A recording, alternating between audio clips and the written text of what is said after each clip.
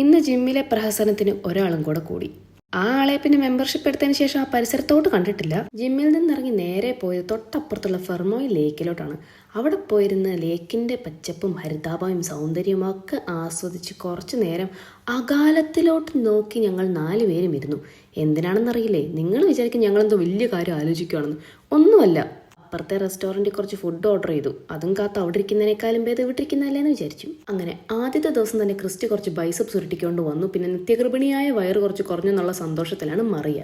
പിന്നെ അടുത്ത പരിപാടിയിലോട്ട് കടക്കാം. ഇങ്ങനെ ഫുഡ് അടിക്കാനാണെങ്കിൽ എന്തിനാ മറിയ നീ ജിമ്മിൽ പോകണമെന്ന് ഞാൻ ചോദിച്ചു. അപ്പൊ അവള് പറയാ, അത് മലയാള ചെക്കനായിരുന്നോ? അങ്ങനെ മറിയയുടെ വായിന്നോട്ടോ ഞങ്ങളുടെ ഫുഡ് അടിയും കഴിഞ്ഞ് ഞങ്ങൾ അവിടെ നിന്ന് ഇറങ്ങിയപ്പം നല്ല അതിമനോഹരമായി ബ്യൂട്ടിഫുൾ സ്കൈ കണ്ടു. അപ്പം ഇന്നത്തേക്കുള്ള പ്രഹസനം ഇത്ര മാത്രം. ഇനി അടുത്ത വീഡിയോയിൽ കാണും വരെ thank you for watching and tata bye.